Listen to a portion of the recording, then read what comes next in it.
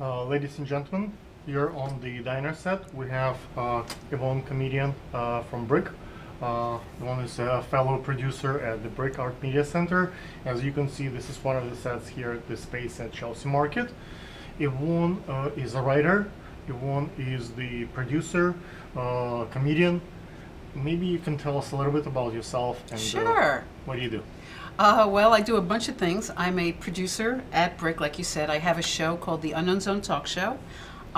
Is there like a social media to it? There is. You can go on YouTube. You can watch it on YouTube, or you Okay. can watch it on cable twice a month. I was on this past Wednesday at 12 midnight, and every other Wednesday. Every other Wednesday? Yes. Okay. What's the name of the show? What's the tagline? It's the Unknown Zone Talk Show. I'm the female Howard Stern. Okay. And I'm very funny, and I have a sidekick. I always have a sidekick and a clown on the show, and they're called Sloppy Seconds. Sloppy Seconds. Sloppy Seconds, yes. How difficult it is to make comedy? It's very difficult. If someone would become a comedian, what do they need to do? They have to want it more than anything, because it's very difficult. You have to know to begin with that you're funny. I was funny as a child. I would make people laugh. And for me, it was also a mechanism to get through my childhood, because there were some rough moments, and I would always look at the funny side of the situation.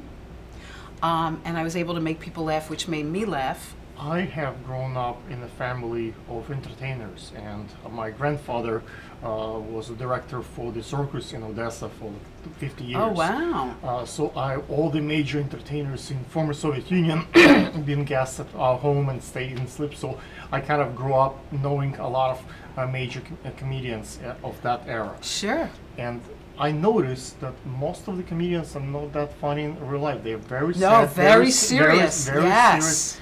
Like how those two things come together. That's a great question. And Steve Martin always said, comedy is serious business. And that's the misconception among civilians, is that civilians think comedy is very easy. But you brought up the best point, because I had a kind of a sad, rough childhood, and I would make jokes about the sadness which got me through. Okay. And a lot of times with many comedians are either sad or very angry. Right, we're angry at the injustices of the world, of our lives, and we make fun of. Comedians have this ability to see the funny side of sadness, and that's why, like, I was very sad a lot of the time, even though I come off like I'm fun and I'm happy. People always think the worst thing that people think about me is that I'm happy and I have no problems. I'm always happy and I have no problems. What do you think is the future of comedy in 5, 10, 20 years? How do you think it will transform? I think we're becoming truth tellers in a more profound way than I ever could have imagined, because of everything that's going on in the world. Because a lot of times in the news they don't tell you the truth, right? So you go to a comedy club, or you watch a comedy special, or my show, The Unknown Zone Talk Show, and you will get the truth of what's going on, but yet we laugh at the craziness of life. Okay. So I think it's more of a truth-telling thing. Is there any particular distinction in comedy based on origin of a person? Let's say, can you tell if it's a Jewish comedian, or it's Italian comedian, or where the person come from? A lot of times the person will say, I can tell it's a gender comedy. Like the girls would joke quite differently from the guys. Right. I can tell that. But is there like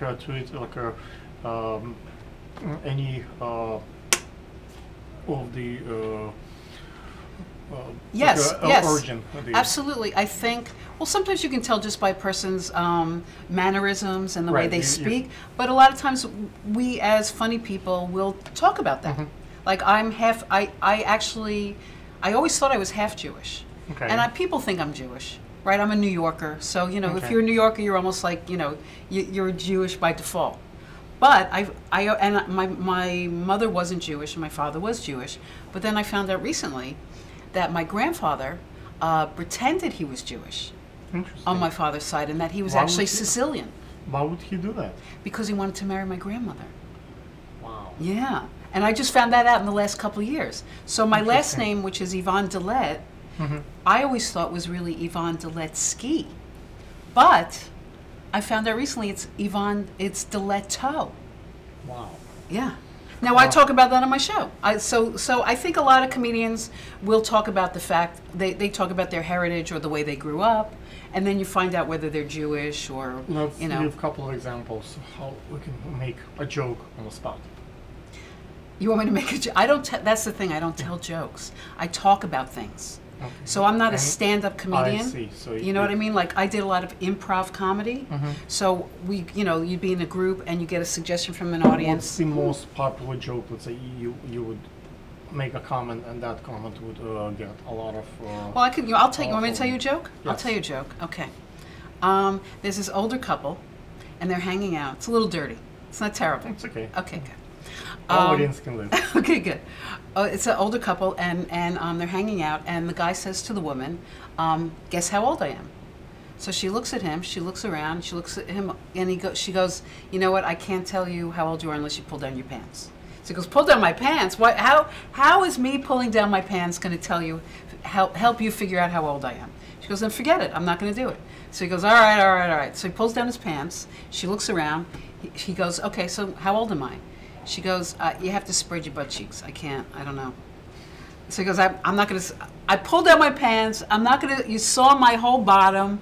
I'm not going to spread. She goes, "Forget it. I'm not going to guess then." So he goes, all right, all right. So he bends over, spreads his butt cheeks. She looks around. And she goes, 75. He goes, "That's right." He goes, how by me pulling down my pants and spreading my butt cheeks did you figure out I was 75? She goes, "You told me yesterday." Thank you very much. I'll be here all week. Thank you very much. Now, I don't tell jokes, but there are a couple I remember. Okay. That's okay. Hopefully our audience can live, and I think they'll please follow survive. Yvonne on Yes. her show. And Can I give you, before, are we wrapping up? I want to give you a gift, if I may. Yes. Okay. I just want to show, this is one of my logos for the Unknown Zone talk show. Okay. And you can, Let's see. I don't know if, can you we see have that? The Yep, camera okay. move a little.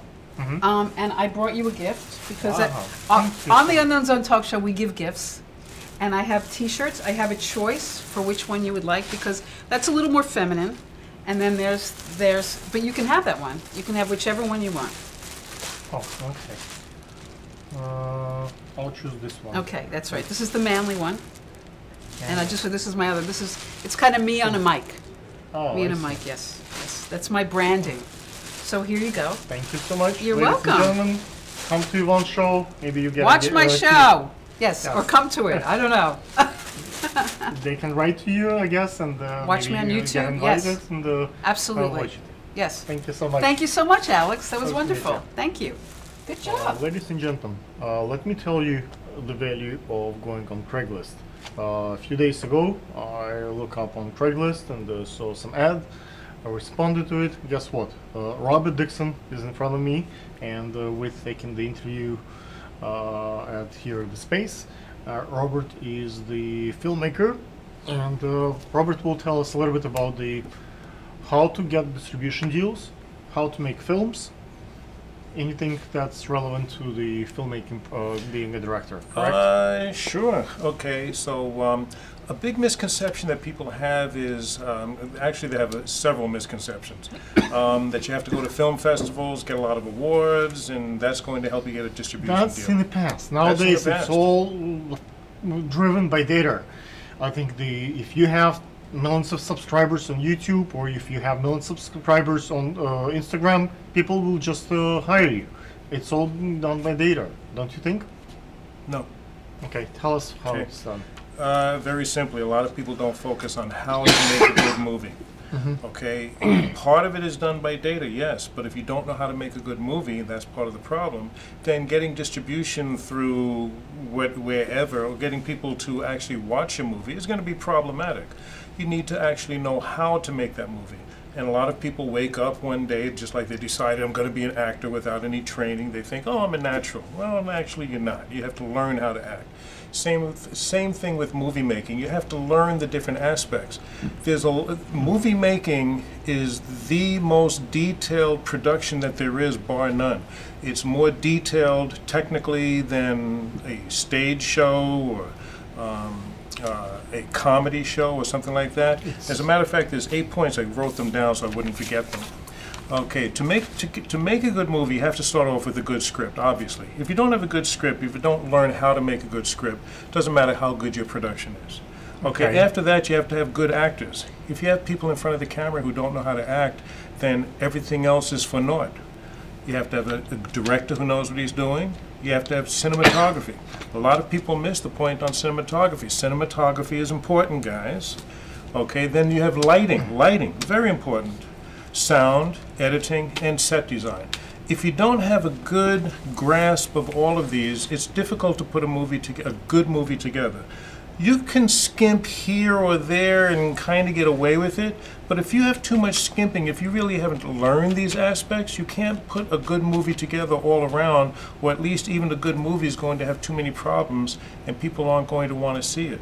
Who wants to see a good movie with a good script and good acting, but the lighting sucks and you're squinting and trying to figure out what you're looking at? I think you're absolutely right. The sound is very important, and the story. The people can learn a lot of things on YouTube, in the books, and you can go to school. That would be more academic way, but there are a lot of producers who just did it by themselves and just practicing. Or practicing, or YouTube channels that teach you things, and then go again practicing. As you said, you can't make a masterpiece your first time around. You do something, you make it. You can't be your biggest fan. You have to be ready to discern that what's not working. What do I need to make better? Is there any particular shortcuts that you can share with the audience, what they can avoid not to do, rather than do? Yes, film festivals. Okay, film festivals are not what they're built to be. I'm not putting them down, but a lot of people, they believe that film festivals and winning awards is going to get them distribution deals. If you don't, sometimes it can help. But if you don't know how to put a good movie together, all those awards really don't mean anything. How can you win an award if you have a terrible movie? Okay, have you ever been to some of these film festivals? Yep. A lot of these film festivals have bad movies. If you're competing against other people who have bad movies, and you just happen to be a little bit better than those other bad movies, you can still have a bad movie and win an award. There's a lot of stinky stuff. I want to use the word stinky and keep this family oriented. But there's a lot of stinky stuff out there, and if you're competing against stink and yours is just a little bit better than stink, it just doesn't smell so bad, it's not saying a lot. Okay? And anyone make it, I don't care if you're a comedian, just like if you're a movie maker. You're creating an art, but you have to take a look at what you've put together and be willing to take critique to make it better. Your first time trying to be a comedian probably wasn't a huge showcase. Get better. Your first time making a movie probably isn't going to be a masterpiece. Make it better. Find out what it is that's not working, make it better. And even if you're making good movies, still make it better. If you're not looking to make your production better and ignoring honest critique, you're sabotaging yourself. Imagine being a comedian and people trying to tell you, well, you're not that funny, and you don't want to listen to it. You're not going to succeed. Same thing for movie making. Okay. What's the key to get distribution in selling a movie? Very simply, make a good movie. My third time around, I was determined to get a distribution deal. I didn't do it my first 2 times around, but I kept making better movies. And the third movie... How do they find you? They look for you online? You look for the distributors? Like, what's the process? Oh, if you make a good movie, then you can simply do what I did. You make the movie, and you can Google film distribution, and you can find over 100 distributors and mail it to them. That's what I did.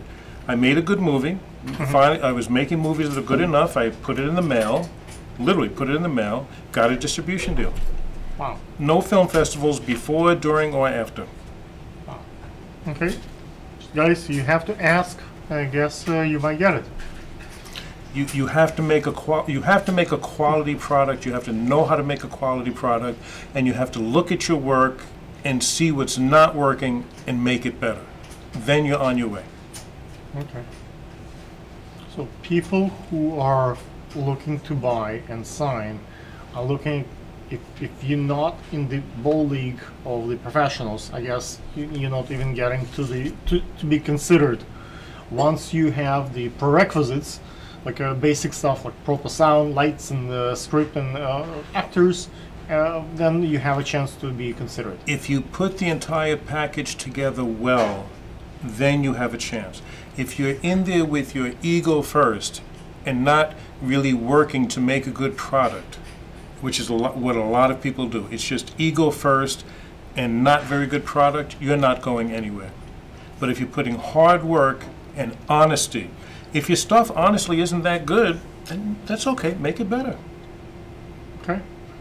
What is your social media? Do you have Facebook page? I do.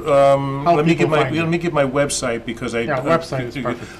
DixonMedia.us. That's DIXON media.us. They can find me, and I'll make sure there's a connection to my Facebook page there because I don't know. We're gonna put in subtitles. Okay. Thank you so much. Thank you. Bye. Ladies and gentlemen, my guest is Hulu, all the way from Pennsylvania, and originally from Bangladesh. That's right. And you are a designer and you manufacturer. Tell us a little bit about how to be a designer, how to manufacture things. What do you do? A designer, I went to school for a designer, fashion designer. And Which one? MIT? Oh no, it wasn't from my country. Oh, in Bangladesh. Yes. Okay. Actually, fashion business, clothing business is like our family business. Okay. So I had a dream, like from 2005. That's been 12 years ago. That I wanted to be a designer and I want to do a clothing business in all over the world. Nice. That's the reason that I came to this country 4 years ago. Okay. Yeah. How is it doing so far? I'm doing excellent. Otherwise, how could I meet with a great guy like you? Okay. Like, if someone wants to be a designer, is it required to be part of the family that is in the fashion business? Like, you have upper hand versus someone else who have no grown up. Like, my mom been a designer, Okay. so I'm designing things, but it's kind of behind at the kitchen table. I learned things that I don't think they teach much in school. Like when your family does it and generation does it, and you kind of grow up and you've seen that production at home, that's very different from what you do in this at school. Yeah, you are absolutely right. But you don't have to like mandatory that you have to. It's not mandatory. I Yeah, understand but people in you the can- first generation make it. Yeah. You know, like in Britain, they say to be a gentleman, you need to have 3 generations of higher education Yes. before, like your grandparents, your parents, your grand-grandparents, if they all have higher education degrees, then you kind of learn the etiquette and you learn to, to be a gentleman. So I think it's very much similar. It's not a requirement for fashion, but it's really helpful. Yeah, The yes. generations when, like actors, they have the grandfather was an actor, the parents actor, the child. So when it's in the family, it's much easier to transform, like have a legacy like that. Yes, you are right. So if we had a family business, so when I learned from school, then every day I went to our factory or our company, so I can learn more. So you are in this. Is it changing now, like how the fashion industry, the manufacturing is getting different? People used to do it here in New York, in America, Right. and now everything is in China, Russia, overseas. It is for the price. Hmm. When you work here, so the labor is very expensive. My country Right. labor is very cheap. But when it's fashion, the price is the production is very cheap. The marketing, like if the big company sells the jeans for $1,000, the labor there maybe for $5-10. $5-10. The rest of it, it's all marketing, it's all advertising. The magazines are expensive. The publication, all the marketing that's what the money Yeah, takes. yeah, it's right. But is it branding? You can buy the same jeans like $20 also, but same jeans when they put your brand or somebody brand, it comes like $1,000, $2,000. How do you get distribution? I understand the designing and the producing. That's kind of many people have passed that stage. But what's the path to have a distribution for your designs, for your label? How do you make it big? So all people, like you take one picture on Amazon and you sell thousands and thousands of. We sell in Sam's Club, Foot Locker, Ross, Burlington, and even we try to work with Macy's. So it's when I was in Bangladesh, this time I found those connections because before like 5-10 years ago, everybody went to Bangladesh, our country, to produce their mass production. Yes. So this time I got those connections and I kept it. So then when I came here, I tried to contact with them, and I am successful now. If you go to Sam's Club, Walmart, you will see my brand. I understand, but this is for someone who has already the production and those connections. Okay. I think the new world, like now and the next 4, 5, 10 years, looks different, because if I take make something, and I have millions of views on Instagram or YouTube on this, then I get a phone call from Sam Club, I get a phone call from everybody else. So all I need is just one place, let's say Amazon. I put my clothes on Amazon and it's sold drastically, and I get lots of reviews. Then all the other ones call me instead of me asking, please carry my stuff, like, or maybe you will pay me later. Right, you are right. It's how do you get to that point? I go to the fashion show, all the fashion show, like fashion event or everywhere. So we take picture, post it in Instagram, Facebook, YouTube, whatever. So that's the way I got it. So if I came to you, so I know you can do a lot of things for me, because you have when you posted something for me, it will be like 1 billion views. Okay. So that's the good for me. Good. Okay. Ladies and gentlemen, can you tell us a little bit about your social media? What's your social media numbers? Hi, social media, myself, British Fashion Inc. is my page, and the website is www.britishfashioninc.com, and you can find me LUTFOR Rahman @gmail.com. Ladies and gentlemen, one and only. Thank you very much. I really appreciate it. Thank you. We have another group from Brick Art Media Center, and these guys are quite interesting. We have Rob, Fred, and Bernard, and they do sports show at Brick. We're gonna find out why there are 3 of them, not 4, not 2, like why, how to work as a team, and we're gonna find out how to make a successful sports show. What's the key ingredients? You want to take it away? Well, I think because we know each other so well, we knew each other since we were about 6 years old. I feel like we feed off that dynamic so with each you other. grow up together. That's Yes. why you trust each other. So it's not like a knowledge based. It's like trust based. Right. Exactly, and we kind of know each other's takes. We have different viewpoints based on sports, different teams we follow, and we basically know where the other person's heading. But then at the same time, someone will throw like a wrinkle, and then it's just like a huge surprise. Oh, you thought like that? And I feel like that works because we know each other so well. So that's why it's not 4, not 2. It's just you've been friends as 3 of you together, and it's more of a trusting, like you said. Like I trust reliability to be able to reliability factor to be able to work with them, and then just knowing comfort zone. Yeah, exactly. Be comfortable with each other. That's why it's so. To introduce a new person to the group, let's say you want like a female audience, and you bring like a beautiful model who does sports, which possible. That's what I'm talking about. you bring. Is it possible to introduce someone to the team, or it's like if let's say you have fights, like everybody, like family have fights, friends, like do you lose someone on the crew? Like how does it work in the dynamics? I mean, introducing a new person wouldn't really be like an issue, because I feel like all 3 of us we're pretty much flexible in that we're able to work with anybody. We're all like people based on the people's people. Yeah. Okay.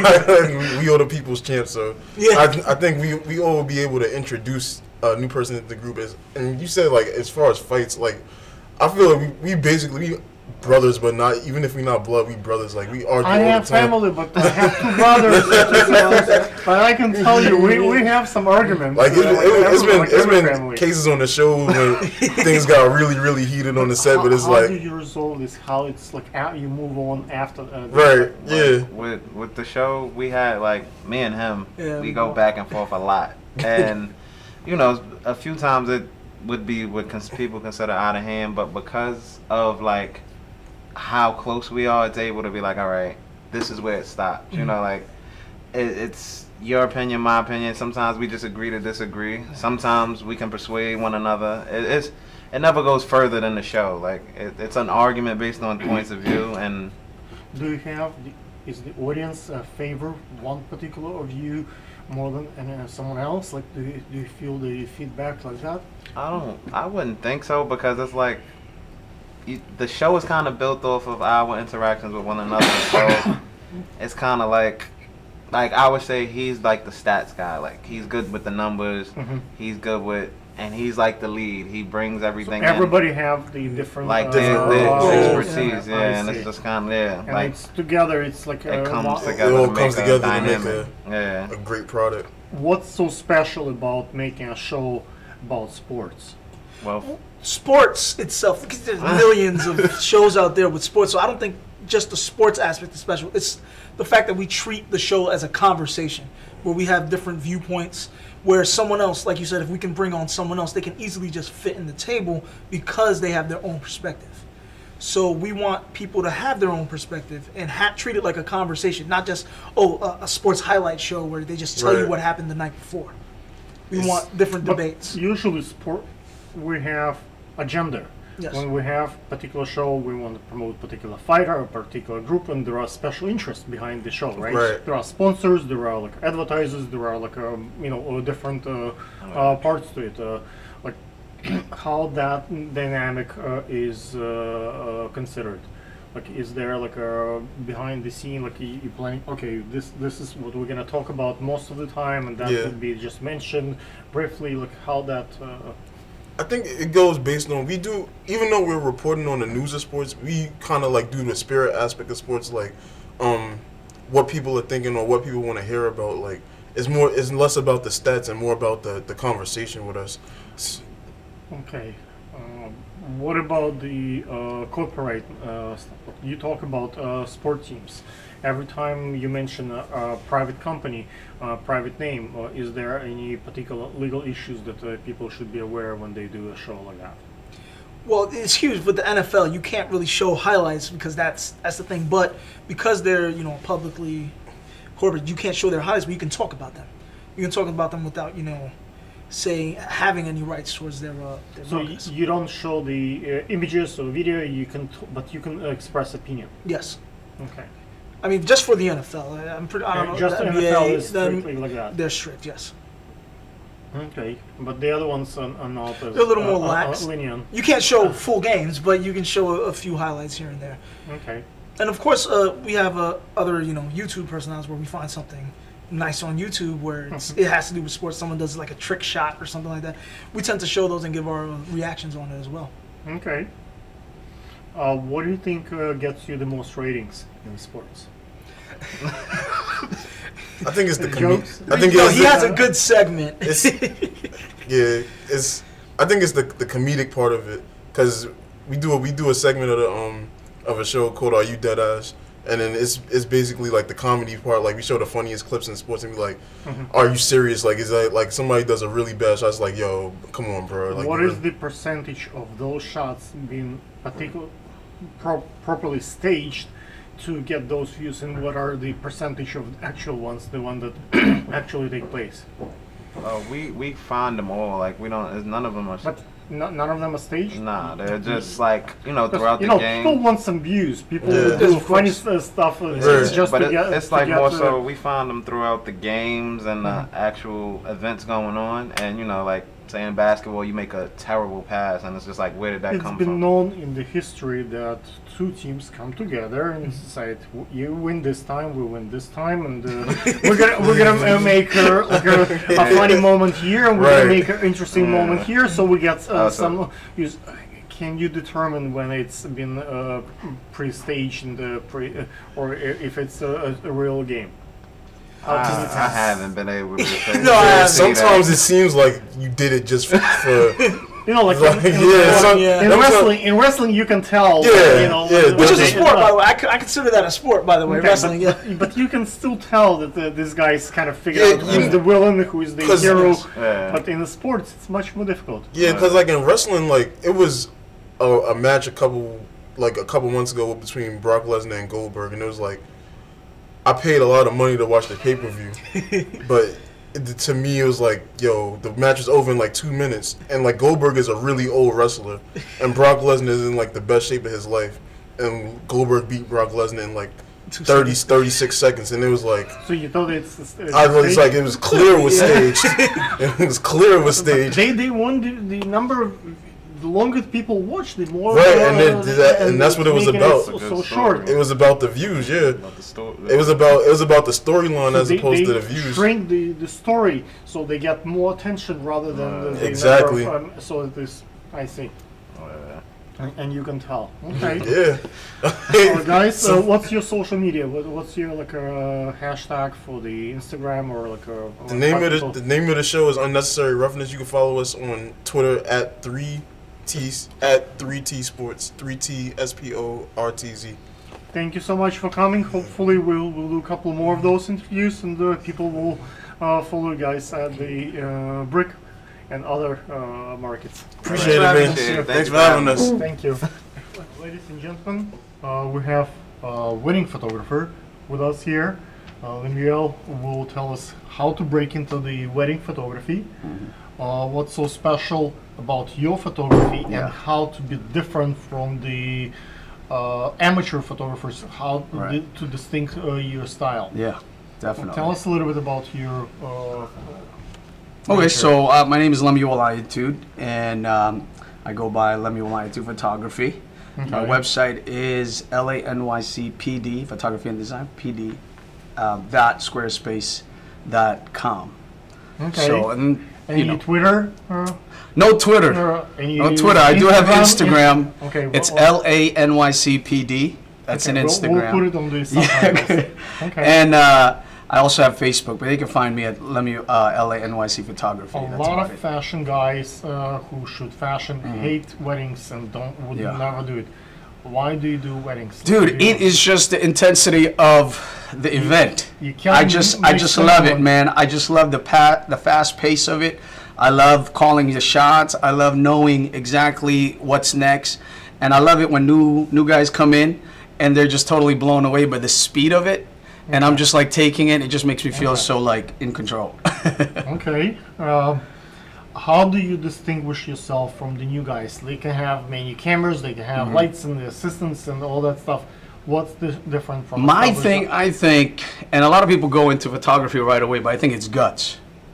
Because you need to have that courage to be able to do something while everybody's looking at you. You know what I mean? You don't You're like, have a second take. yeah, there's no second take, and then you have to be able to be creative. So now you have to call shots. You have to try to determine exactly how it's going to be done within moments' notice. And there's people watching you, and you just have to do it. I think it's guts. Obviously, photography is a major thing about Let's it. say, when you go to the getting ready, Yeah. what do you have? You have the, I guess, maybe medical, like a first aid kit. You might have like I don't know, like some kind of props for them. Like what do you bring? You know, I bring batteries. I have to bring memory two card. of my. I have to bring two bodies, obviously, a redundancy of items, so that just in case something fails, you always have it's a mark of a professional. But also being able to judge the room and be able to kind of create the scene with the room that you're given. Every house is different. Every hotel room is different. Every bride is different. So you're gonna have to look at where the light is falling, What how I the do, light is. like, I put a piece of a script, let's say, Yeah. all the phone numbers, so in case my phone Yeah, is yeah, off, at least I have all the bride, Right. the groom, all the phone numbers Right, on right. paper. Yeah. And I put together for them a list of all the shots that I Yeah. choose for them to take, so I can show them this is the pose we're taking. Yeah. This is the like facial expression. Yeah, for me, I try to remember I everything. try to do it on the phone, but sometimes the glare it doesn't get it. I try right. to remember everything. So for me there, I review exactly who I'm dealing with, the mom and the dad. I speak to everybody. Mom, dad, here is what we're going to do. Pretty much everything is timeline, and everything goes according to what you already have done 100 times or so. And you just kind of go by it.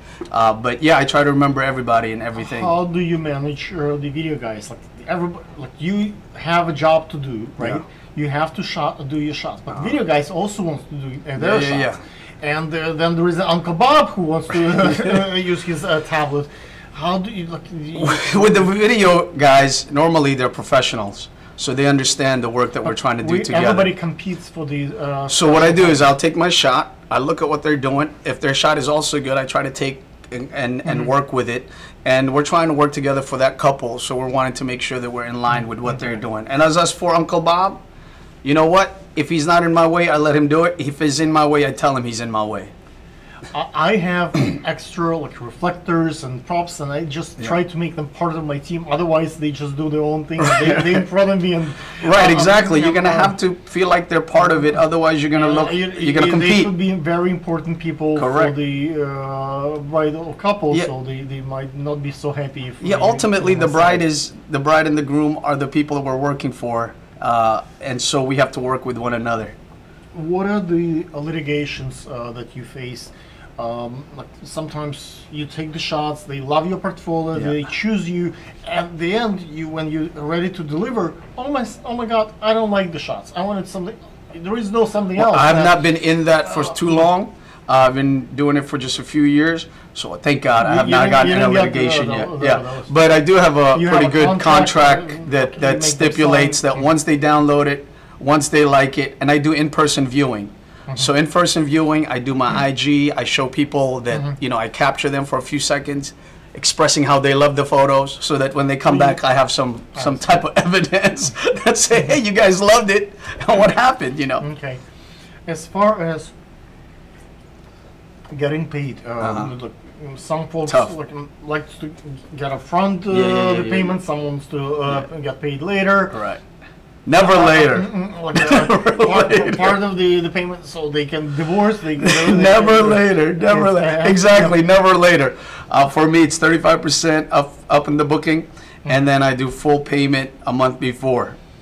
How do you advertise? Where do you look for your Referrals, word of mouth. I think I do horrible work at marketing. That's an area that I So need to. you just live off the like, referrals the and kitchen- but next year I'm looking to really go to bridal shows, doing some street work, knocking doors of bridal boutiques and hairdressers and venues and all that stuff. So I'm gonna do the grassroots type of marketing. Your style. Is there any particular like when I shoot like Aliona will see that I start now to doing say I have the weddings in the Star Wars style or the Godfather style or the Salvador Dali. So it's built based on if they have theme. particular preference Yeah. for the theme. Then in that like whether it's Ruben or it's Michelangelo, Yeah. I would nail it to that particular style. Yeah, for the weddings that that have booked me, I pretty much they follow my style. So I've not done anything where somebody said, "Well, I want it this way." They know my portfolio, they know my work. I do a lot of off-camera techniques and things of that nature that separate me from other guys. But for now, no one has come and said, "Well, this is my theme. I'd like you to shoot this way." So if that comes, I'm sure I'm going to be able to do that. That's no But issues. what I'm trying to say that I get more and more requests to shot it in fairy tale style. Yeah. You remember it used to be like Yeah, a photojournalistic yeah, style, yeah, and yeah. everybody. Now it's fairy no one tale. wants to have Yeah. the like traditional. Yeah. Now they want to feel like Cinderella. Yeah, yeah, They yeah, want to have all the extra props and. Yeah, well, if they have the money, I'm willing to do it, man. That's all I'm saying. And I do Photoshop, so I can generate that kind of style if they want it post work. You know what I mean? Yeah, so we could do that. That's no Ladies issues. and gentlemen, wedding photographer is, I guess, might come back again. Love to. If you have more questions, how to shoot the weddings, maybe you can write to us, and you might come back. Come back. That would be awesome, man. I'd love it. Thank you, brother. Thank you. Today we have rapper Young Atlantic, who will tell us about how to rap, how to promote your rap, and where it's all started and where it's going. Tell us a little bit about yourself. All right, well, I'm Young Atlantic, and basically I'm a music artist from Flint, Michigan. And as far as how to rap, you gotta have a message. You gotta. A lot of people have message. It might not mean anything. Like, what's the the key to have? What kind of message you need to have? You gotta have a strong message that other people can relate to. Mm-hmm. You gotta have a good rhythm and a nice voice, and then in the kind of music I do, rap music, you gotta have lyrics or a catchy hook, or know how to ride the beat, pretty much. Okay. What's the the money part behind the rap? Like, how do you fund your projects? Do you do it yourself? Like, where's the where it takes you in the future?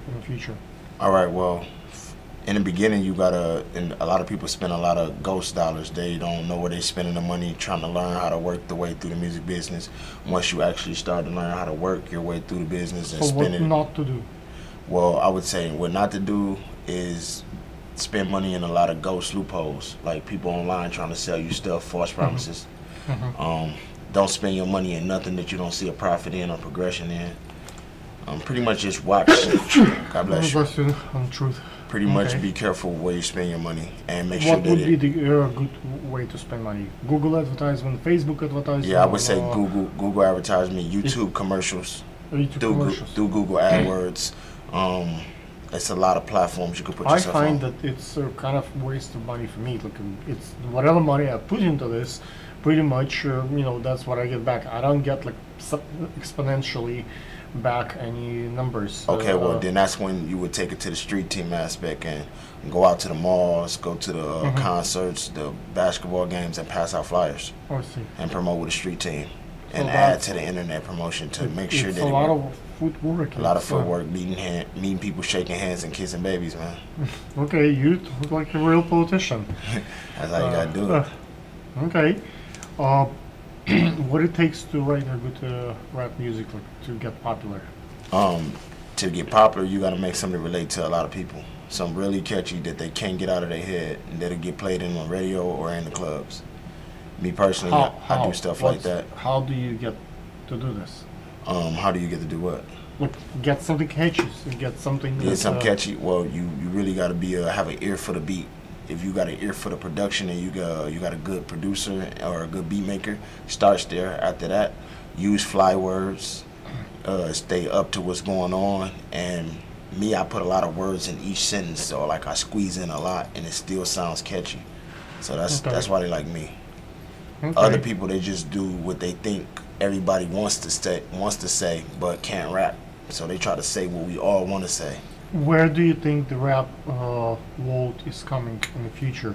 In 5, 10, 20 years? How do you think the rap industry is gonna look like? Like techno rap, like I think it's just gonna get commercialized a lot, and it's gonna change from where it's at eventually. But it's gonna make a lot of money. It's gonna be all about money. It's not gonna be about soul, about the message. Nah, it's not gonna be about the message. It's already going away from having to have a message. It's going into more what's popular, what's trending. It's colliding with, it's like combining with fashion and everything. But right now, hip hop is the #1 genre. So. Okay. Ladies and gentlemen, let's hear what's your social media. On the internet, I'm on YouTube under YouTube/Atlantic228. My Instagram is YoungAtlantic810. Twitter, I'm YoungAtlantic1, and pretty much Young Atlantic on all other social platforms. Thank you. You're welcome. Thank you. Ladies and gentlemen, we have another fellow producer from Brick here at the space. We're using today the diner set, and Dr. Neva is a fellow producer at Brick, like I said. Tell us a little bit about your initiatives.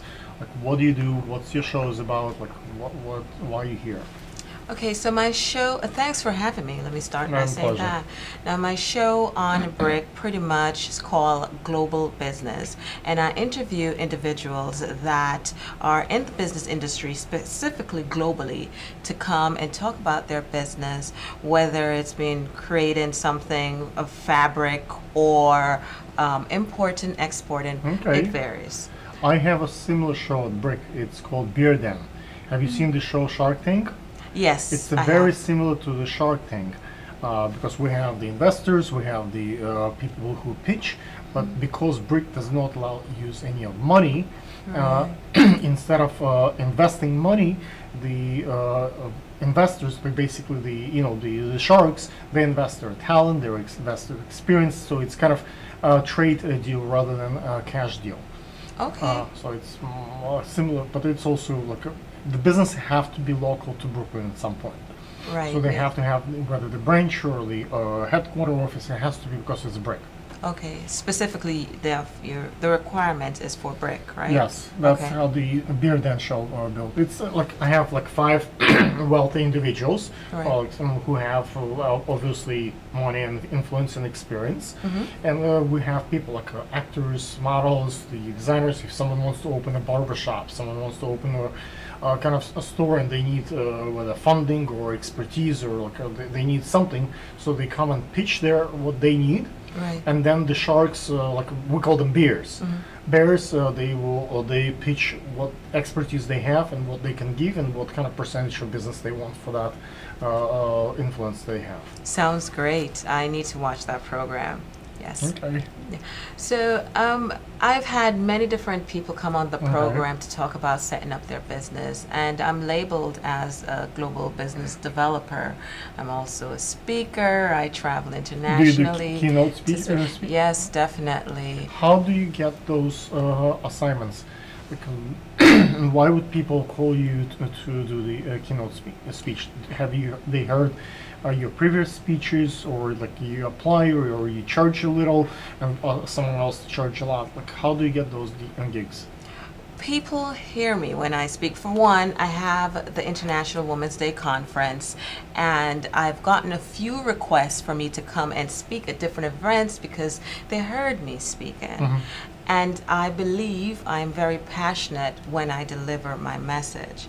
You know, people want to relate to you. And once they can relate to you, you stick in the back of their mind, and when there's an opportunity, they will reach out to you. So how I get these opportunities? Referrals, one, and that's the best. Example, at my conference, a woman was there. She liked what I had to say, reached out to me and said, you know what, I'm having a conference in India. Can you come out and do a workshop in India for But me? do you do it by Skype, or you actually physically travel to India? I physically travel. I was Wow. there earlier this year. I was in Barcelona. Wow. I was in London. I was in Dubai. Yes, I travel. You do a lot of work in women division, inspirational for the women-led businesses. Tell us a little bit about that. You know, I think that just comes to me. I don't know why for me. I don't label myself as such, but it comes to me, and I figure I'll just run What's with special? it. There are businesses, and there are businesses that consider themselves that they have a female presence. What's the distinction part in those businesses? Is there any particular policies there, or anything like that identify businesses that have women presence? Well, I believe what you're asking with, is there anything special about having, I'm going to ask you to rephrase that question. When you see a particular business, let's say modeling agency, advertising agency, or like a bank, you can tell who owns that business, the gender, the like what kind of person. The person could be, let's say, Trump. You can tell the person is arrogant, the person is strong and powerful, and likes to brag and stuff. So you can tell. You walk in the hotel and you can tell this is a luxury. That's a particular presence. That's not a female taste. That's a strong guy presence there behind us. And there are businesses that are women own, like let's say a fashion designer, a female. You can tell that this design is made by a female designer. Right. All the decision been taking place mostly on that you can, if someone gay, you can tell that they are, at some point that they have that part of their characteristics. So my question is, what's what traits do you see in the businesses that are owned and led by female source? Now, a trait that I will see is they show their passion a little bit more. It's like The guys are very calculative, and the girls like more yes, emotional. Emotional, passionate. I don't like that word too much. Emotional depends, because it could be, but passionate about what they're Humane. doing. Feminine. Like what would be- Feminine, yes, that's a Y- word y- we could use. Yeah, definitely. They tend to want to, for some part, lack of a better word, sometimes just want to collaborate Okay. with each other. So it's like this helping mechanism to help each You other. have your PhD. How that reflects on your show? Like there are folks who, like rappers, like, off the street, not normal folks, Right. and there are people who have higher education. Whether it's a vocabulary, particular vocabulary that you use, or pace, like how that distinguish you from other shows. Like let's say my question is, there is Kim Kardashian. Yeah. I don't think she went to many schools and much education, but she's extremely popular, and whatever she puts, a Twitter note or a Facebook note, Instagram picture, that gets out. Yes. A lot of people have degrees, education, experience, knowledge, PhD, like really smart people, and they're not capable to build that kind of following. Right. Even how that could be translated to like to popularity, having such a honorable degree achieved. Well, you have other individuals out there with a TV program with a doctorate in front of their names. You have, once people, they We have a gravitate to you. smaller audience, but more sophisticated, more like wealthy, more like educated. With my specific audience? Yes. I mean, yes, I have a variety of audience. I'm not going to just interview individuals that because they have a doctorate in front of their name, or they did not go to school. They have a business. Right. They can still tell you about how to build your business. I understand. The business are still the same way. They go to another show or your show, but your show, because you have this pedigree behind you, Right. and those titles and achievements, I'm pretty sure when I watched a couple of your episodes, I can tell it's different from someone who don't have those titles to their name. Right. Like how that affecting the viewership. How is it affecting the viewership? I still get viewerships. However, it may not be as much because I don't have the big time entertainer on my show. But it's okay because I want to deliver the content. I hope that person will watch it and say, you know what? I can build my business too. I can go global with my business. I can become someone. So I'm not really fixated on the popularity at the moment. I do believe that once the content is there, it will attract the right individuals to go to the next level. Okay. I don't know if you have seen my wife fashion collection, but it's pretty much international in that sense. We make and buy a lot of things from China. Right. We produce part of the clothing in Russia, Ukraine, and we do the final parts here in New York, in Brooklyn. That's excellent. Most of my wife ladies who saw the beads, the glow and dark beads, disabled, and the females. Like it's like probably 99% of them are. I think we have just one elderly guy who does it, and everybody else is female. So that's pretty much, in my mind, is global. A business, because I think when we sell on Amazon and eBay, 60 to 80% is sold internationally. It's not that much in the U.S. So it's. I would say that my wife business fits right there to. Yeah, your maybe show. I could talk to your wife. Yeah. Okay. Why not? Yes. Ladies and gentlemen, let's hear your social media one more time. Oh, my social media, I am on Instagram at dr.nevaalexander.com. And I'm sure you're going to put the information Yes. out there, right? Just tell us one more time. Dr. Neva, Alexander. And the same thing for the Instagram. And Facebook. the Instagram is Dr._Neva. And on Brick, do you have particular timing for the programming? No, right now we're It's, just running special specials. program. Yes. Okay, me too. Definitely. Yeah. I find it's actually better than having a particular time slot because they show by fashion shows they tend to like them, so Right. they show them more often than if I have a particular time and then they cannot run it again and Yes. again. So special works for me also. It's definitely beneficial to Do me. you get a lot of feedback on Brick? Because I don't think I get a lot of responses back. Like I don't know what to do, like to increase the number of mail back from Brick. Whatever I put up, like even if it goes from Verizon, from Manhattan, I still have very limited feedback. To be honest with you, no, I don't. My feedback come from my YouTube. YouTube, same Yes. thing for me. Yeah. So, but I mean, People still want to be on TV, so the Yes. Brick, it helps. Like YouTube live forever, and Right. Brick they want to see themselves on TV. it's so still an outlet, so take advantage of it. That's the way I see it. Okay. Thank you, guys. Ladies and gentlemen, Natalia is model. As you can see, she's very pretty. And we'll find out what it takes to be a model, how to strike a pose, how to make a facial expressions. And if there are any other questions, like find modeling gigs, what does Natasha do to be successful in the modeling arena? Tell us a little bit about yourself. Tell us a little bit about yourself, like how's your modeling started, like what do you, where it all come from? I started a few years back. Actually, I started redefining my friends. I used to like one guy, and just like, oh, you need to start doing modeling, it's gonna help you. So it just took Did me. it help you? No. No. But it helped me to Help become you for what? Like help you to So, like be popular, like to help in what? to make him get jealous.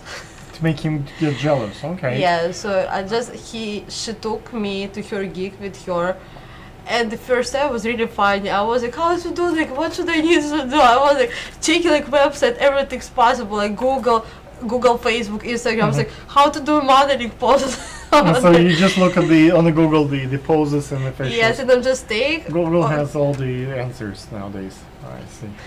So yes, I'm just she's shooting, and I just take on the corner from her. It's just like Google all answers, like how to do that. I was like, like I don't do that. Like what should I do right now? But do you practice in front of the mirror? Do you practice at home? Like how do you learn the particular look? Yes, when I usually go to gigs and they give me clothes, I'm just try to go somewhere with the mirror and just like this dress gonna look like that. Like if I would turn like this or to do something, it's like it will look better. Okay. So yes, but also I'm checking all websites and I see recommendations like how's gonna look better. Where the most jobs come? Is it Model Mayhem, or like nowadays Instagram gets more gigs for people in modeling industry rather than Model Mayhem? Like in the past, it was primarily the site. Like where are you getting your gigs primarily? When it just started, it mostly was Model Mayhem because and now it's referrals? good. The beginning was only Model Mayhem Model because I Mayhem. was like, You don't know like anybody. what should I do? Like I need to find jobs like somehow just to practice and see like what's gonna look better When for me. you talk to a stranger, like a photographer on Model Mayhem, there are a lot of perverts and crazy people there. How do you distinguish? You can deal with someone and someone not to deal. Like, is there any advice for other beginning models who are starting this and they don't want to get into the difficult situation? Yes, very important. It's to ask questions like, how long is your experience? Can I see your works? because some photographer is like, oh no, we never worked before. Like we just want to do some photos, videos, and it's like, no, it's like it's really looks sneaky. It's like it's not what you're supposed to do. I find that a lot of photographers on Moto Mayhem who are doing this for the first time, and they're not very much experienced, so they would pay way more than the photographers who are very experienced and done thousands of models. If someone is extremely experienced, they have huge portfolio, they would never pay substantial money for the model because they can get a lot of models to model for them for free for the portfolio. But the guys who don't have good portfolios, who don't know what to do, they tend, because they cannot get the proper models, they would pay double, 3 times whatever the rate the model will charge to build that portfolio. But it's important just to call and just hear their voice. Just when you talk to people personally, like you can understand what the kind of person is. Right. So you have the gut feeling, like intuition. Yes, it always worked for me. Okay. Yeah, but very important just to call and just to hear. The actors, and they can speak so nice and pleasant on the phone, and when you come in, actually, it's a quite different story. So, like, how do you take precautions? Do you have like a police phone number? You bring a friend with you, like a escort? Like, is like what I do, for example, when I go hunting, I would give to my wife a list of like the place where I'm actually going to hunt, the people I'm going with, so in case something happens on the hunting space, at least they know where to look for me. No, my family, they in Russia, so I moved here by myself. Oh, wow.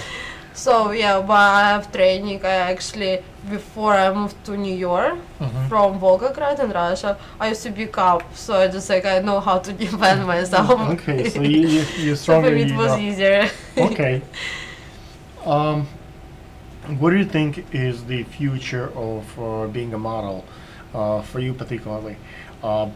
In my experience, in the last 5-7 years, the girls that I know, that the models, some of them married to really wealthy individuals. Some girls establish their own big businesses. Like, do you think that this is maybe a path for you 5, 10, 20 years down the road? Like, how do you look in your future as a model? I'm thinking to continue developing myself as a model, just in different like field. As well, I'm trying to get more into acting. Because I think it's like do you dance? Yes, yes, I like dancing as well, and also I just started to do drawings because I recently went traveling in New Orleans and it just gave me so much ideas just to do like more drawings. Nice. So I'm just trying to do everything a little bit. And also I like to inspire people. Like recently I just spoke to some people and just see my work and like whoa. I'm like so happy to hear this reaction. Tell me a little bit about your trip to Vegas. You just came back. Yeah, it was my birthday week on the 5th of November. So I went to New Orleans and I went to Las Vegas for 3 days each. I really love United States. Every state, everything's so different. You can go from one city to another. It just feel like the completely different energy, completely different vibes. Yes. But everything, like all these ideas, like just like when you go to different cities or different countries, you can feel like you can get some energy from them. You get some ideas just to walk and just to see. Like, for example, this was for centuries and centuries. People, they already create something before, which now is like, as it says, history always repeats. So most things from the past, they now is like they can be like useful now for example, like some arts. Even for some arts which they was painted before, it actually could even be used for modeling. Okay. Because like all these like poses or anything. Art is art, like, whether it's modeling or painting or after you will have a poet. She's a model and a poet. And we worked in the past with this Alyona. She's also from former Soviet Union. You can see her by the teleprompter right now. Hey. And hopefully you hear her interview as well. Repeat your social media, please, for the audience. Yeah, my Facebook is Natalie Hope and Instagram as well, natalie.hope. Thank you. Thank you. As you can see, Alyona became a frequent guest on our show. But today she's not modeling for us and not doing interview. What Aliona will do, she will show to you a little bit of another side of her artistic soul. And not only she takes pictures, but she's also a poet. And you will hear a couple of poems by Aliona in English and in Russian. Take it away. I'm so happy that you invited me again. Louder. My poems are basically about love. So let me introduce you to my poems. Drawing the picture of myself, asking Lord of who I am. Angels, edges, flowing lines, looking deep into my eyes. Hiding secrets, touching soul, I would fix this, reach my goal, promise and reflection lights, I would never sacrifice. 100 thoughts and intent flow, wind up before I glow, one step closer, do not stop, love this feeling, my head up. I'll be patient, staying calm, asking you, just lead my palm. Is there a Russian one, or let's do another English? I need you the most, like never before. I love you like hell, but slamming the door. I hated to see you last couple of times. My heart screaming, need you, be never apart. When somebody touched me, this hand is not yours. They needed to punch me, wake up from your thoughts. The hundreds of questions. What if, and then why? Still feeling temptations, I'm unbelievably shy. I wanted to change my previous life. Today had no sleep and woke up at 5. I took all my notes and burned to the dust. I have no more feelings and no one to trust. Do you have any in Russian one? I have one more in Yeah, English. let's do one more in English. When you feel each other in a distance, when you text and mailing every day, I would give to you my credence. I don't care that you're so far away. Maybe we would always be two hipsters, funny, crazy anyway. Well, we'll transcend all these obstacles and at least this friendship get obtained. We are friends through hundreds of kilometers, and be honest to myself, it is something that I can't explain. Wow, it's pretty cool. I heard you have a couple of Russian ones, so let's hear a couple of Russian ones. I do have it. Она ушла, захлопнув дверь. Кружились мысли в голове. Он знал и пробирался гнев. Опять дыра в душе. Я превращаю в пыль его к ней трепет чувств. Она ушла к нему, я больше не вернусь. Он вспоминал те дни, ее манящий смех. Он ей читал стихи, боролся за успех. И сутки напролет работал за троих.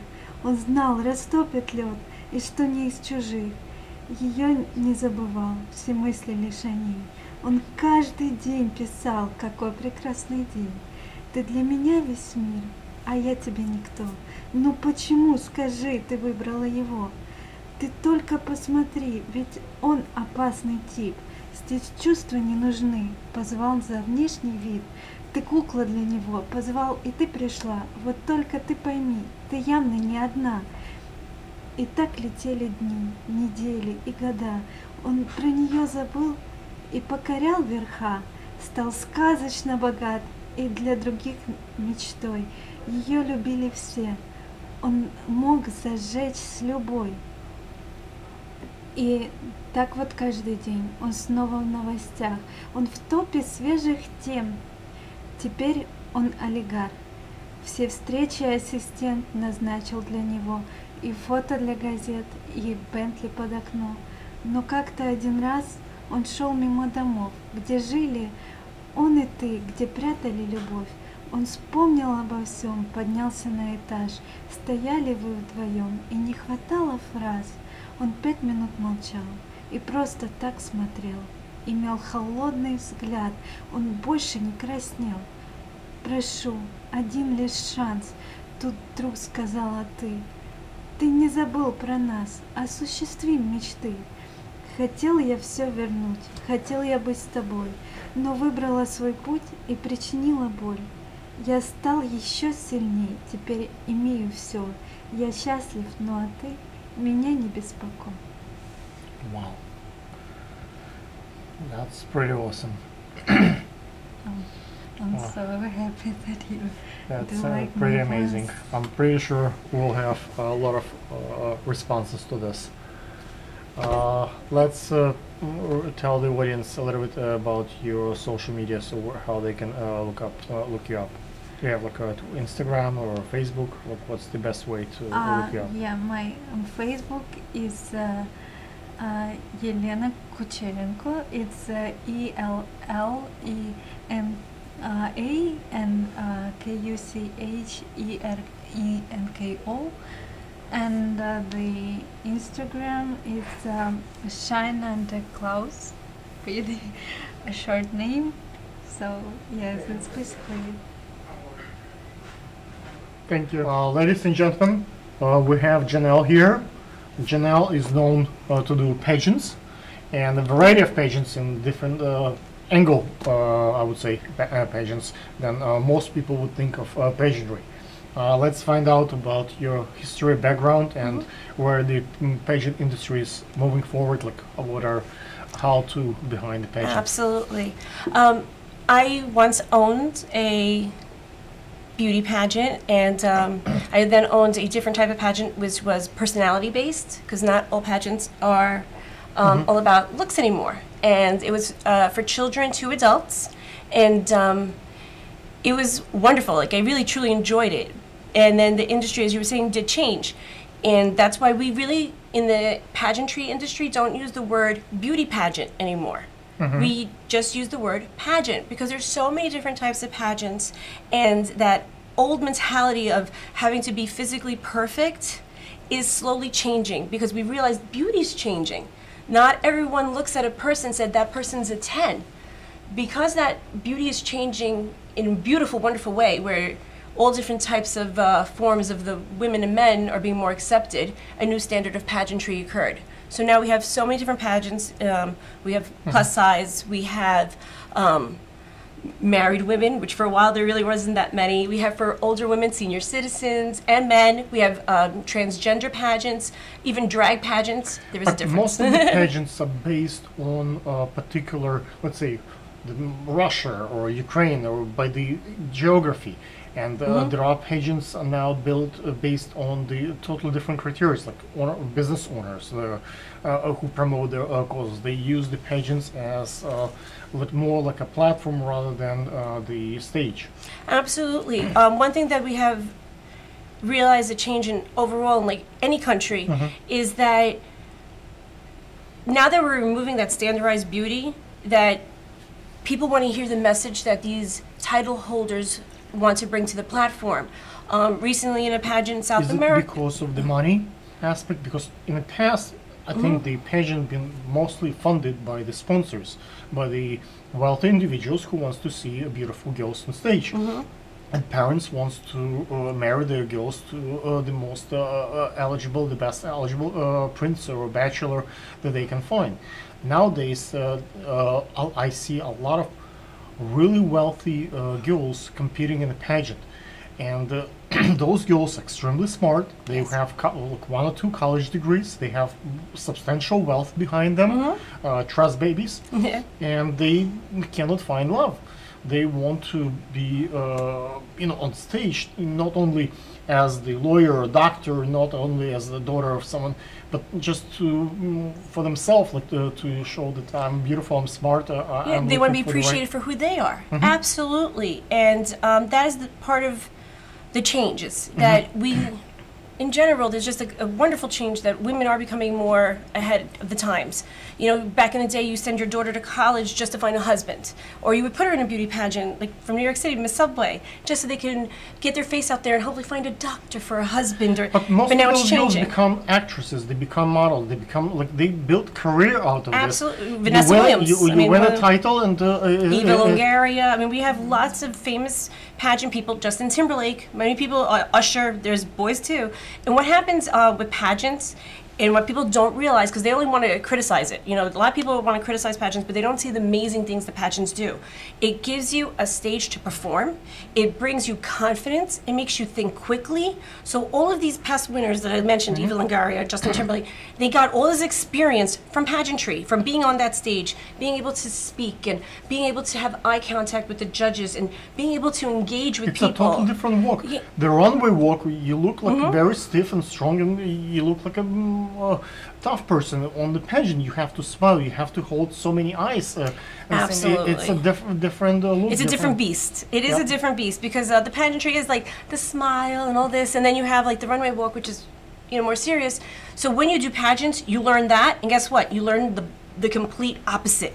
So if you're great at pageants and you feel the confidence that builds you, then on your runway, when you become a model, you change. You just do the complete opposite of what you did, and that's where you get your experience. And a lot of people who are now famous because of pageants is because it gave them a platform. Okay, let's talk a little bit about the judging pageant.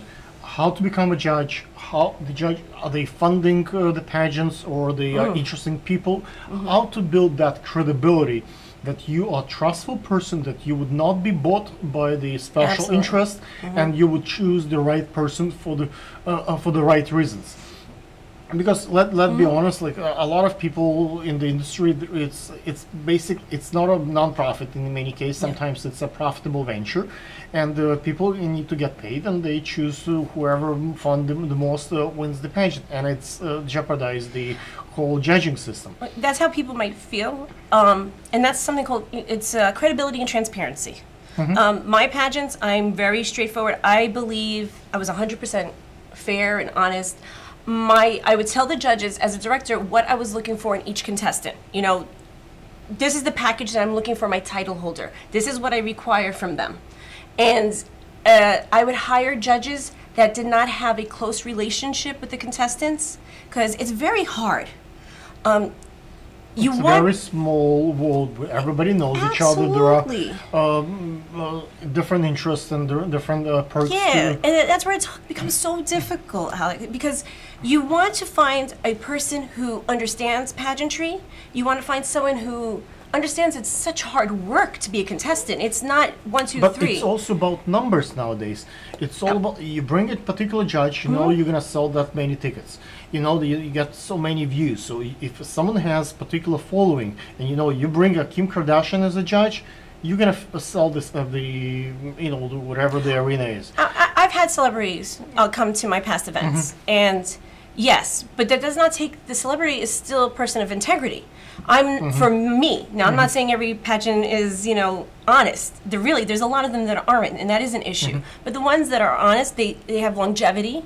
They have the reputation of being honest, so they keep on going. When you become dishonest as a director and say, okay, I'm going to pick that girl because she's done my pageant 5 times and has given me the most money, it's time for her to win, that's not an honest system, and people are going to know. They're going to know that's dishonest, and they're not going to come. Loyalty important. There are different titles, and you can give Miss Loyalty, Miss. There are variety. There are different titles to that, but it also has to be a fair, somehow a fair system, a way to compete. Life. When the reason why I send my daughter to pageant, and the reason why I think the pageants exist, is because not everybody win. Right, just one person can win out of so many. Absolutely. And you need to teach people who compete that life is a competition, and second place get pretty much nothing. If I'm as a wedding photographer compete for the wedding, and out of 20 people they pick me as a second option, I still don't do this wedding. No, you still get paid. I'm still and you still don't get the title. So still don't get it. So same thing in the pageant. There is only one title. You can have all the honorable titles, but how how gracefully to lose and how to gracefully win. So Well, my daughter does pageants. Well, not anymore. And that's part of my transparency and my integrity, because once I started becoming a director of a pageant, I felt that she could not be a contestant, because then people would know my name as a director. So I chose to pull her out of the pageants, even though Wow. she kind of missed it, because it's not fair. Because we would be sitting in the our little lounge with the judges, and Yes, she might fair. meet people. So I just didn't feel that that was fair. That's my choice. You know, not everyone director has to do that. I want my kids to have more than I have, and my Absolutely. parents want me to have more. So, by giving them Well, I would take her out of advantages- state. I would take her out of state. So my pageants were New York, New Jersey, Connecticut, and if she wants to compete, I would go to Tennessee, Kentucky. People, But- I wouldn't know that many people, like, But you know. following, it So- takes years to build the following. The designers, the brands that want to sponsor the following, Mm-hmm. they are all local, so they know you. You work as a model, you work as a crew. So it's really important when you take a person out of the state. It's really killing the vast majority of the fan base. So Right.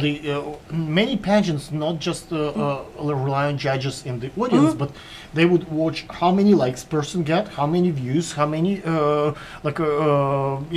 social media, and Because that's how they become bigger. Absolutely. But there are other ways to make a decision. right. On, So for my pageant. child, like I said, I took her out of state. That was my choice, because I just didn't feel it was fair, and my integrity Okay. and my transparency was the utmost important thing.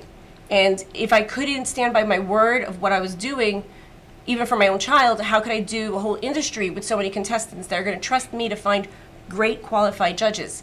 And that is our problem, because judges who are truly qualified, who understand pageantry, we all know each other. We all shake hands with each other. So there's two ways of really finding judges at this point. You find judges that either know literally everybody, because then they can't say, oh, that's my best friend and that's it. No, we're all best friends, you know? So either you find someone who has a solid reputation already for judging in other areas or other pageants, and you can bring that person in because everyone likes them and they're comfortable with that.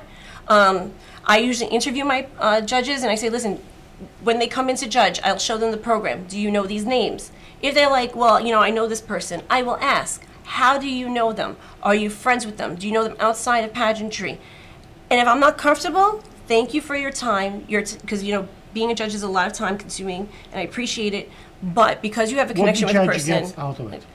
Okay, every person's different. I believe, and I never did, and you can have all my judges come here and they will tell you, I do not pay my judges. The second I would give them money, the second if I chose to give them money, would mean I am buying their vote.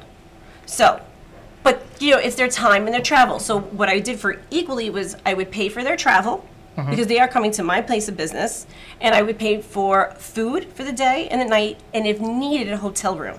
Okay. Which they would have to share, because it is a business. But what else are they getting out of being as a judge? So why do they like to be a judge? Yes. Okay. Now I've stopped doing directing because of other personal health issues, but I still have people to this day coming up to me, hey, do you know anywhere I can judge? Can I judge this? They do it because it's good for their social media as well. It's good for their presence, and they have opportunities to show people that they know what they're doing and what they're talking about. So it's Yeah. all about the appearances and the social Okay, media. Let's go back to the first question. Yes. It used to be beauty pageants and now just pageants. So the aspect of beauty, the value of beauty, how the participants can convert their beauty. Obviously, most of the people who compete on pageants are beautiful.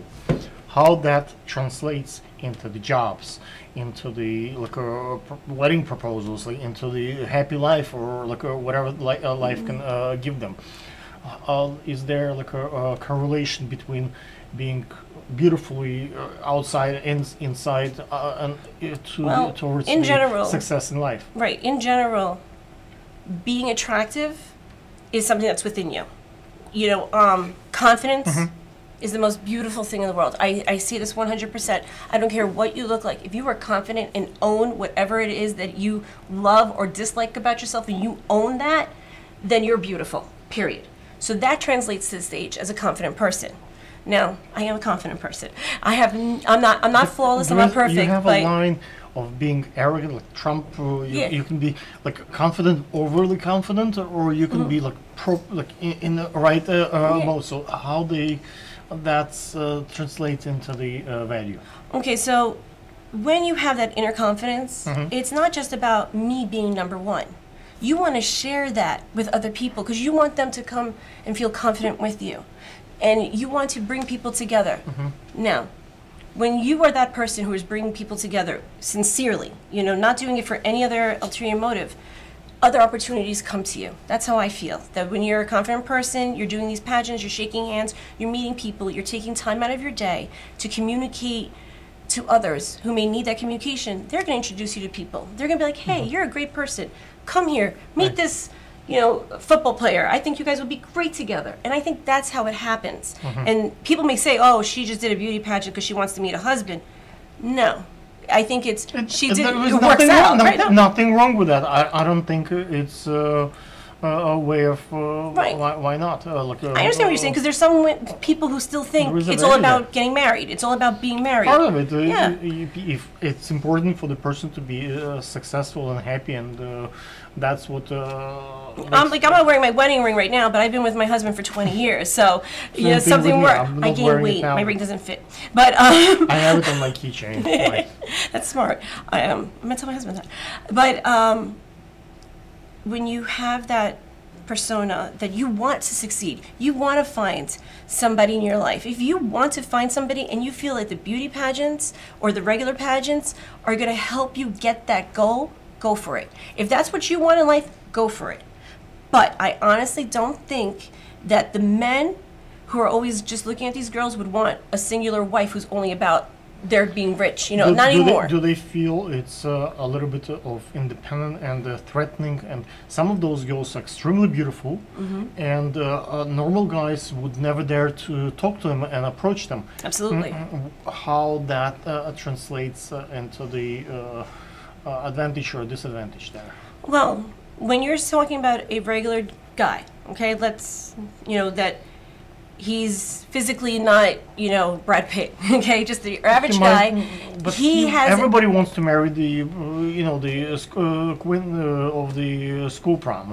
Right, you know, the home queen, the home king, because I just think we're naturally, you know, genetically built to be attracted to not really power, but that confidence that I was saying. Just like the animals, there's the lion king. It's not the whole bunch of lions. So we do have that natural flow within us to be attracted towards the confidence and the beautiful people. Okay. But they have confidence come more easy maybe to people who found their beauty at a younger age compared to people who find grow it inside. Interest in pleasant things and something that's natural, beautiful, and pleasant to look at.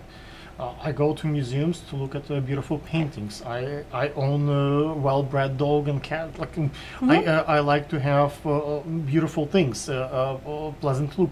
So when you have someone extremely attractive at all times during your life, at day and night, that's nothing wrong with admiring the beauty. Absolutely, there's nothing wrong with, you know, wanting beautiful things around you. If that was something wrong, Gucci wouldn't be a brand. You know, those are beautiful things. We want beautiful things, but what's beautiful to you may not be beautiful to somebody else. And another thing is, you may like, you said you're married a long time and you love your wife, and I'm sure she's beautiful. Now, God forbid, something happened to her. I was just talking to some of the girls. I actually was in an accident when I was 16 years old, where half my face was burnt to my shoulders. And I was still love you. I had a good plastic surgeon. You know, it was really burnt. It was bad. It was horrible.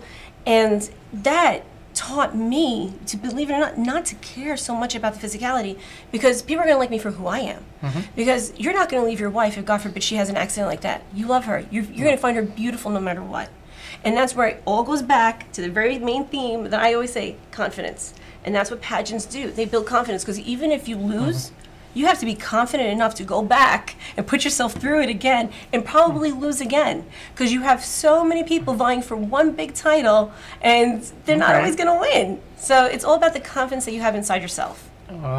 Ladies and gentlemen, if you have more questions about pageants, hopefully Janelle will come back and we can answer some of your questions next time. I'll be brutally honest. Would you please tell the audience one more time your social media? You can reach me on Instagram at thatreallycoolmom, THTREALLY. COOLMOM, and also my secondary social media is at OMCuteness, and that's really all my presence right now. I'm still working on my Twitter, so that's it. Thank you. Thank you, Alex. My pleasure. Ladies and gentlemen, we have Samu here, who is an actress. Actor. I'm sorry, not actress. Actor. I just had an actress interviewed, and that's why It was a good one. I probably misspoke. But Samu is a very talented person. Am I? I think so. I saw your social media. Thank you. Let's do this on the Uganda sign. You're from Uganda. Yeah, I'm over here with Mr. Greatest, the bandit Samu U. He's from Ukraine, I'm from Uganda. It's only right that we throw up the U together. Yo, he obliged, Mr. Great. I appreciate you letting me on the show, man. So, My pleasure. For everybody in the world, Uganda to Ukraine, united. You see it? Thank you, man. I appreciate you having me on the show. My pleasure. Sometimes for the filmmakers, it's really difficult to shoot like someone with a white skin and someone with a dark skin, because the white balance. We still want to show the garment that what you look like, but at the same time they can, if they do the white balance on my based on my skin, you're not gonna look proper. That's why if they gonna do the white balance based on you, I'm gonna be overexposed. So cameras like Red Dragon probably is a nice solution for that. So that's why. And I appreciate all the extra lights, for my dark skin. I appreciate it. No, it's I think hopefully we're gonna look good, both of us. So Hey, that's man, you're outshining me, so you Mr. Great. So. For the actors, it's all about light and sound. So hopefully we have good sound. Even though, pardon me, guys, my voice is a little bit killed today. I told him to take some garlic. Yes, After garlic every other hour. Yes, after the interviews, I will definitely do the garlic. Once the teleprompter will come back, we can talk a little bit more about the acting. But tell us a little bit more about your career. Who you are. Basically, man, I'm Samu. I'm from Uganda. I'm the youngest of 5. I'm the only one born in Kenya. During the Idi Amin era, my family basically seek refuge to America. And, we got here, I want to say like 88, 89. Okay. And my father and, all his brothers and sisters, they were part of like rebel groups. Okay. That basically were just trying to fight for like justice and freedom, Sometimes I have quite a few friends from Grenada and from Caribbean countries, and I have friends from Senegal and Uganda. Nice. And I see that those two groups sometimes have some issues to each other, and the guys who come from the continent like Africa kind of feel that you guys are Caribbean, it's a little bit different. And then when it comes to the union issues or like a fight for the rights of folks who have a different type of skin, all of a sudden everybody gets together, whether Jews or guys from Uganda. Like how that works. I was just talking to one of the people working here for you, Mr. Great. She's from Ukraine too, and she was saying that she got here 3 months ago because of war and everything. So yes, there is a war between Ukraine and Russia. That's true. Yeah, I'm no politician or nothing, but I've been asking God for the past couple of years about my purpose, and he brought it to me, and he said, "Man, you're here to unite the world," So there's gonna be war, but there's gonna come a time of peace, So all around the world, there's a lot going on, but we just gotta recognize that it's all about love, and we all come from the same place. Let's look at the what kind of useful advice we have for our audience regarding modeling, acting, the skills that you can share. Is there any particular suggestions that you have that might speed up someone's career in the world of music, fashion? I don't know if I'm the person that. I would just say be yourself. Just step out there and just be yourself. Don't be on the side. Just carry yourself with your head high and know that you're special, and know that you have something to offer the world. Confidence is very important. Yeah, nobody, my father passed away 5 years ago on Halloween, rest in peace, Papa Don, I miss you. And he told my nephew that just got here like 3-4 years ago, before he passed, or like nah, it was like 7, 8 years ago. He told him, nobody's gonna speak up for you. You have to speak up for yourself. You have to go and get what you want out of this world, especially in America. So, you know, you just go out and get what's yours, you know, that's what I'm out here doing. Okay. Guys, you have to get it off your ass, I guess, and Get up off your ass, please. And do the thing. Yeah. Let's talk about a little bit music artists and genres of music. All right. Basically, I do contemporary pop, as my good brother Beneficial told me. He's like, you do contemporary pop. I'm the new wave of world international music. I just came back from Uganda. Shout out to Caliwid, the Don. How different is the music back home in Uganda versus music that we hear here in States? Uganda, they still bumping like, you know, the 80s and 90s hits and the 70s hits, you know, the classics, you know, so the feel is just, everything is just off of natural vibes, you know, it's not so digital and, you know what I mean? I always find that countries like Ukraine, Uganda, that are far away from mainstream, like American type of look, because they are not so much influenced by the American influence. The artists, the people in those countries are capable to be totally original and not influenced by the Western world. Because if you're here in New York like us and you see the same thing that everybody else, it's capitalistic. It's not about capitalistic. It's more like you are.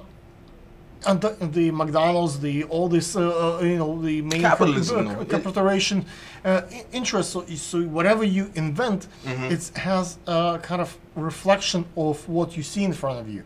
But the guys in Uganda, in Ukraine, because they don't have the little villages. I'm talking about like some the electricity, like far. All they have maybe books of Dostoevsky, Tolstoy, like, or they have like really something that's like the jungle, the actual nature. Those things are so pretty, so clear. And that's what makes it so genuine.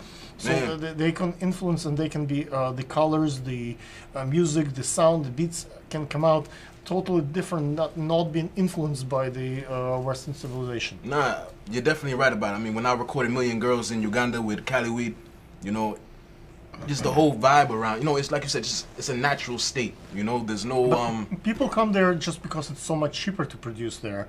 You can shout out to French Montana, he got the #1 record. Like, beautiful models and for fraction of cost that we'll have here in New York, but there are other reasons why people come to, you know, third world countries. Yeah, aside from, you know, the cost effectiveness of doing videos and music, the energy there is second to none. The spirit of the people in Uganda and in the third world countries, you know, they don't value themselves off of what they have on or what they have. It's more so about your spirit, you know. That's why I think French Montana, he just put out the #1 summer record.